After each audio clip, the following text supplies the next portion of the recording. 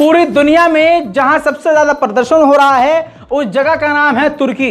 मैं आपको बता चुका हूं कि तुर्की में इजराइल की एम्बेसी के ऊपर भी हमला हुआ, जो अमेरिका और इजराइल के प्रोडक्ट शॉप्स हैं, ब्रांचेज हैं, उन पर भी हमला हुआ और 15 लाख लोग सड़कों पर उतर आए। 15 लाख अमाउंट बोलने में अच्छा लग रहा है, लेकिन 15 लाख नंबर बहुत ज़्यादा होता है। जब 15 लाख की भीड़ सड़कों पे हो तो पूरा देश हिल जाता है। मेरे दोस्तों, तुर्की पूरी तरह से हिल गया, जिसके बाद आपको पहले ही बता चुका हूं कि रजब तैयब एर्दोगान ने काफ़ी सख्त बयान पहले ही इजराइल के खिलाफ दिए थे। अब इस पर इजराइल भी भड़क गया है। हत्ता ये हो गया है खेल कि अब इजराइल ने अपने तमाम काम करने वाले लोगों को तुर्की से वापस बुला लिया है। अब कहा यह जा रहा है कि तुर्की और इजराइल के रिश्ते खराब हो गए हैं। रजब तैयब एर्दोगान ने कहा कि ठीक है, उसको अपना डिफेंस करना चाहिए अगर उस पर हमला हो रहा है इजराइल को, लेकिन सवाल यह है कि जहां पर वो जेनोसाइड कर रहा है, जहां वो मिसाइल मार रहा है, वहां ना कोई डिफेंस है, ना वहां कोई हथियार है, वहां आम लोग हैं और जिनका कोई मददगार नहीं है।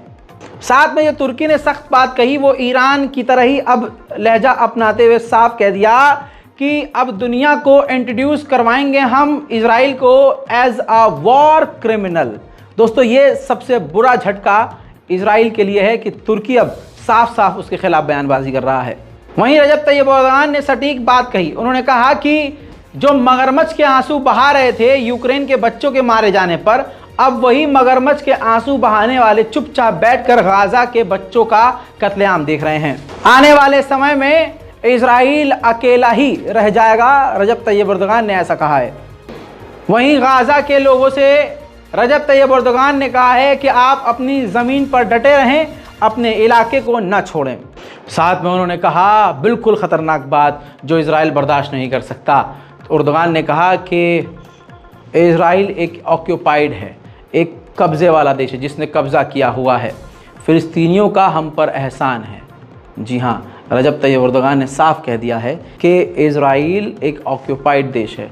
सवाल यही है, जब एर्दोगान को ये सब मालूम है तो आप उससे डील कर ही रहे थे। इस बयान के बाद इजराइल इतनी बुरी तरह से चिढ़ा कि उसने सारे अपने कर्मचारियों को, जो कि इजरायली हैं और तुर्की में रह रहे थे, काम कर रहे थे, उनको वापस बुला लिया है। इसी के साथ तुर्की और इजराइल के रिश्ते खराब हो गए हैं। साथ में हमास ने शर्त रख दी है। हमास ने कहा है कि हम सारे कैदियों को रिहा करने को तैयार हैं, जिसके बदले सारे फिलिस्तीनी कैदियों को इजराइल को रिहा करना होगा।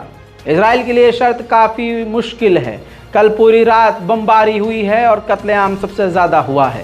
फिलहाल की इस रिपोर्ट में इतना ही। जल्द लौट रहा हूँ और भी बड़ी जानकारी के साथ। चैनल को सब्सक्राइब कीजिए, रिपोर्ट को शेयर कीजिए। जय हिंद।